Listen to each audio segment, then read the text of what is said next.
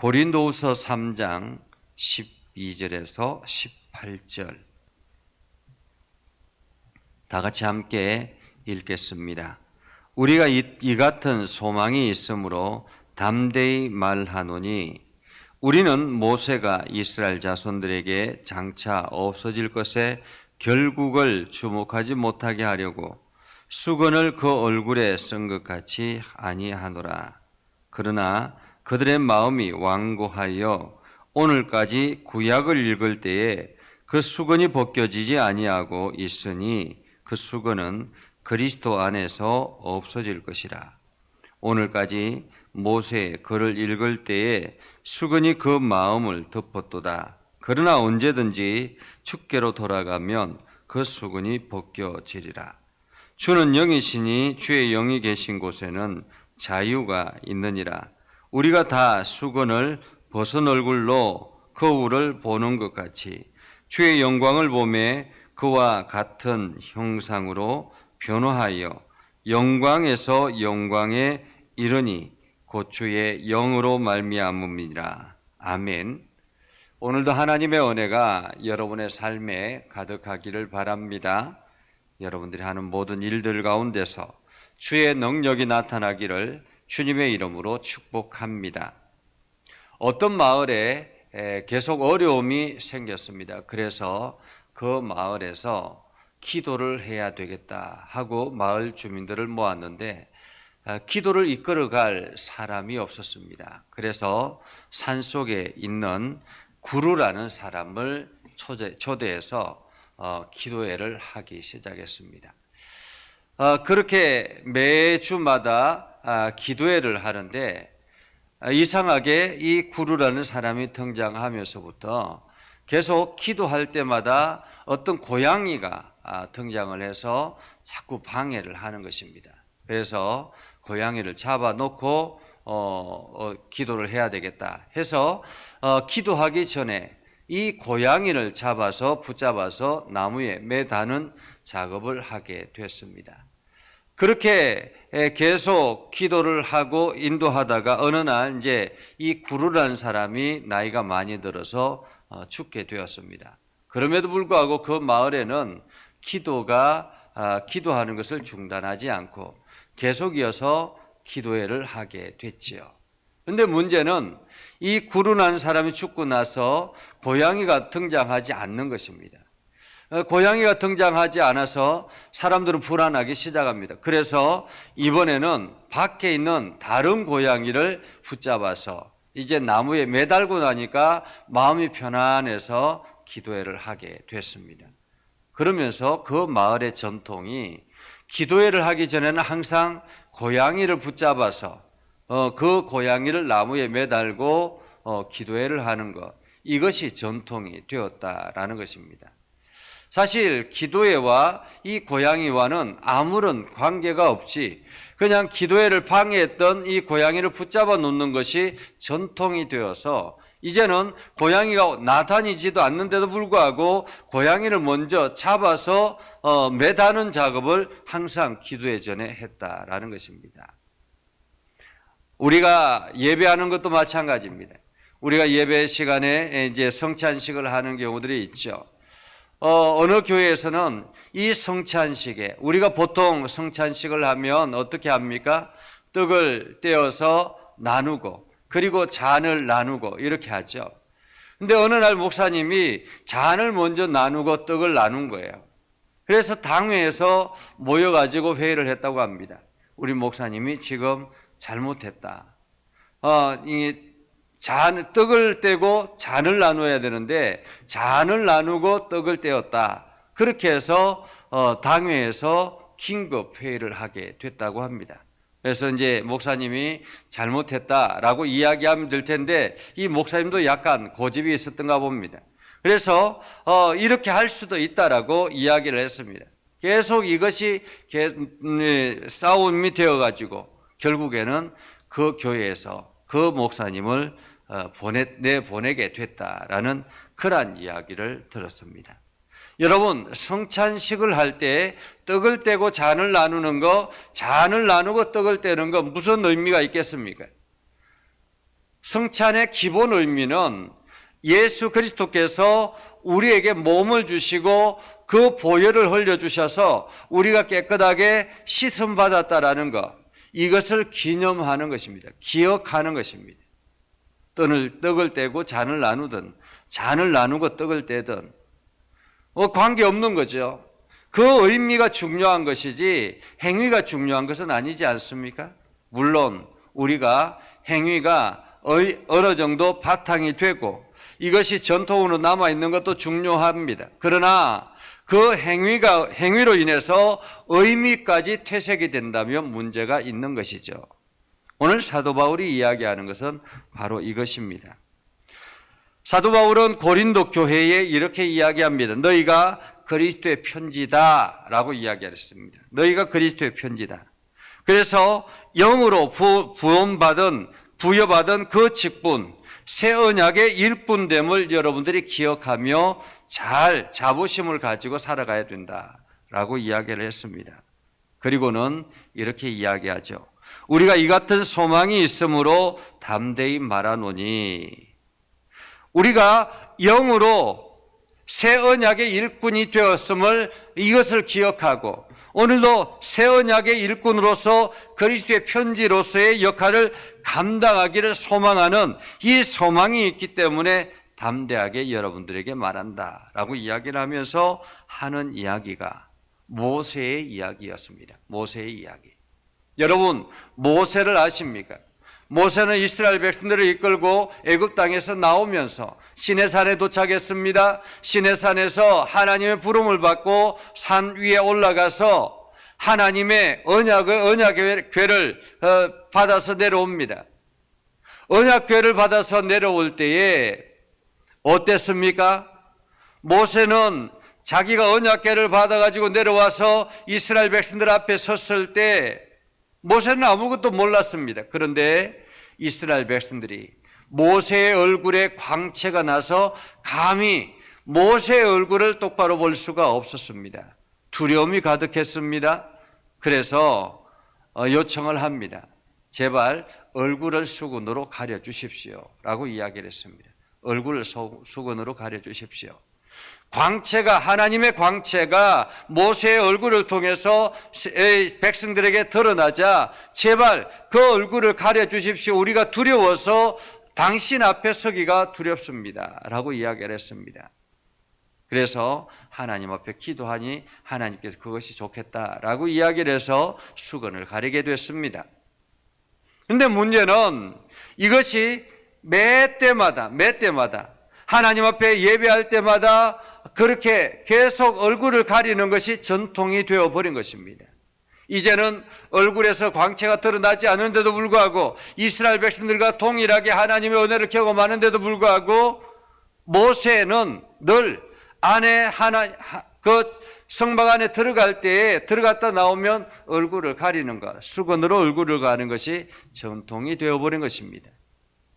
그리고 모세가 죽고 그 후손들이 이어받았을 때도 제사장들이 항상 얼굴을 가리는 것. 그래서 지금도 유대인들은 머리에 두건을 쓰지 않습니까? 이것처럼 얼굴을 가리는 것이 전통이 되었고 이것이 마치 예배의 아주 중요한 행위처럼 보여졌다라는 것입니다. 제가 매일 새벽 기도 때마다 사도신경을 하고 찬송을 하고 그리고 말씀을 선포하고 축도를 합니다. 이것이 이제 매일 저에게 이렇게 하고 있는데 어느 날 제가 사도신경을 하지 아니하고 찬송을 하고 기도하고 그냥 말씀을 선포했다면 어떻게 될까요? 우리 목사님이 틀렸다고 이렇게 이야기할 수 있겠습니까?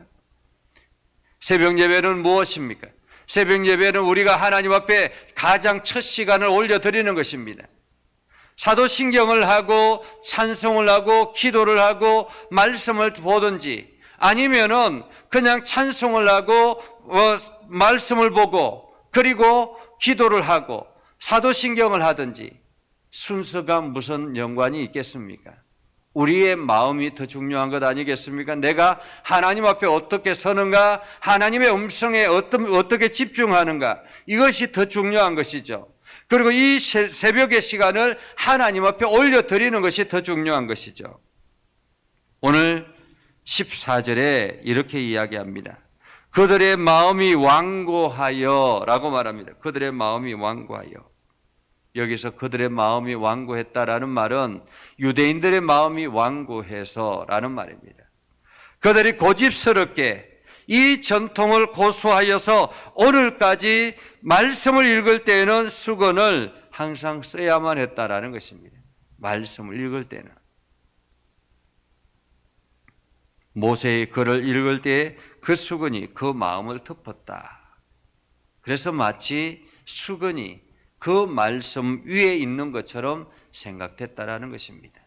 말씀의 의미는 생각하지 아니하고 형식에 치우쳐 있는 그들의 모습을 보는 것이죠. 오늘날 교회도 마찬가지입니다. 교회가 형식에 치우치기 시작하면 말씀의 의미를 깨닫지 못하는 것입니다. 형식에 치우치기 시작하면 하나님의 마음을 온전하게 깨닫지 못하는 것입니다. 마치 형식으로 내 할 일을 다 했다라고 생각하는 그런 경우들도 굉장히 많습니다. 우리가 주일날 예배하는 예배 순서, 물론 예배 순서가 중요합니다. 그러나 더 중요한 것은 그 예배의 순서 하나하나에 내 마음을 담아 올리는 것이 더 중요하죠. 예배를 통해서 내가 하나님 앞에 우리의 마음을 올려드리고 하나님을 찬양하고 하나님께 우리의 기도를 올려드리고 하나님의 음성을 듣고 우리가 믿음의 결단을 하고 다시 세상으로 나아가는 이 마음이 중요한 것이죠. 그래서 예배 시간에 하나님의 마음을 아는 것, 하나님의 음성을 듣는 것이 중요한 것이죠. 우리가 해치웠다라고 생각을 하면 문제가 있는 것입니다. 예배를 해치웠다라고 생각하면 문제가 있는 것입니다. 우리가 어떤 부흥회를 하거나 아니면 어떤 행사를 계획할 때 해치웠다라고 생각하면 문제가 있는 것입니다. 그 속에 하나님의 마음과 하나님의 뜻과 우리의 영적인 갈망이 채워지지 않으면 문제가 있는 것이죠. 그래서 오늘 사도 바울은 이렇게 이야기합니다. 16절에 보면 언제든지 주께로 돌아가면 이렇게 말합니다. 주께로 돌아가면. 우리가 수건을 제거하는 방법은 주께로 돌아가는 것입니다. 하나님 앞에 집중하는 것입니다. 예수 그리스도의 말씀에 집중하고 그리스도의 마음에 집중하는 것입니다. 그렇게 할 때 수건이 벗겨지는 것입니다. 가려져 있던 우리의 마음이 벗겨지는 것입니다. 주는 영이시니 주의 영이 계신 곳에는 자유가 있느니라 라고 말씀하시며 우리가 다 수건을 벗은 얼굴로 거울을 보는 것 같이 주의 영광을 보매 그와 같은 형상으로 변화하여 영광에서 영광에 이르니 곧 주의 영으로 말미암음이니라 이렇게 말하고 있죠. 주의 영으로 말미암음이라. 내 안에 주의 영이 거하지 아니하면 우리는 여전히 수건으로 만족해야 할 수 있습니다. 그런데 내 안에 그리스도의 영이 가득하기 시작하며 성령이 내 안에서 충만하기 시작하며 성령이 내 안에서 활동하기 시작하면 우리는 이 수건을 벗어서 하나님의 음성을 듣는 일에 자유하게 되는 것입니다. 매 순간마다 하나님의 의미를, 하나님의 뜻을 알고 하나님의 마음을 알고 영적인 의미를 깨달아서 오늘도 믿음의 길을 걸어가게 되는 것이죠.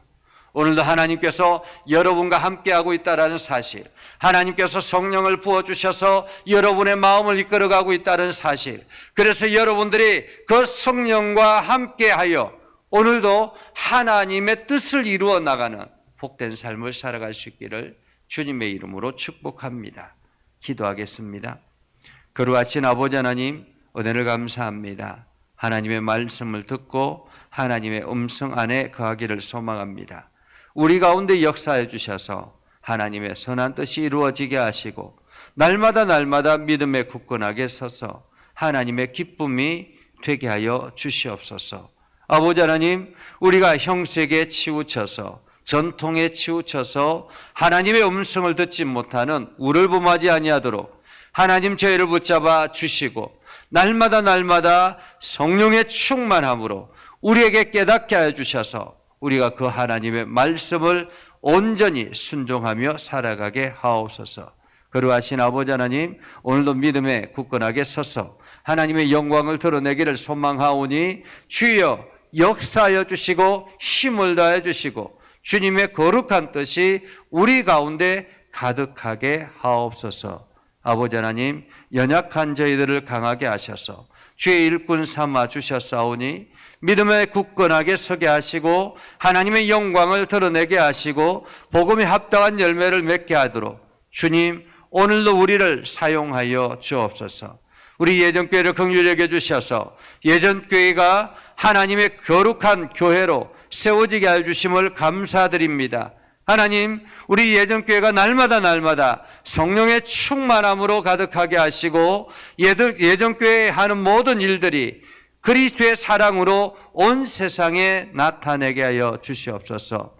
이를 위해서 수고하는 우리 장로님들을 복되게 하시고 건강하게 하시고 형통하게 하셔서 기쁨으로 그 사역을 잘 감당하게 하시고 성도들을 돌아보기에 부족함이 없도록 하나님께서 채워 주시옵소서. 날마다 새 힘을 허락하여 주시고 특별히 우리 김광식 장로님 머리를 시원케 하여 주셔서 온전하게 해주시고 깨닫게 하여 주시고 하나님의 말씀 앞에서 날마다 순종하게 하옵소서. 아버지 하나님, 그래서 우리 장로님들이 온 권사님들과 집사님들의 본이 되게 하시고 또한 우리 권사님들과 집사님들은 우리 장로님들을 본받아서 믿음의 승리자 되게 하여 주시옵소서.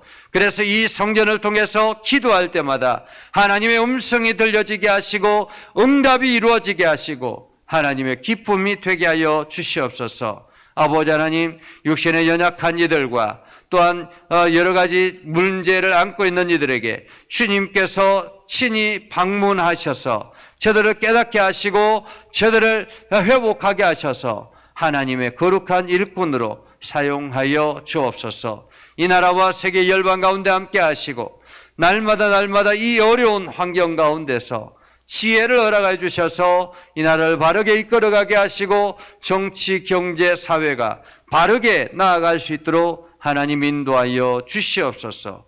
오늘도 주님께서 역사해 주셔서 하나님의 크신 은혜가 가득하게 하옵소서.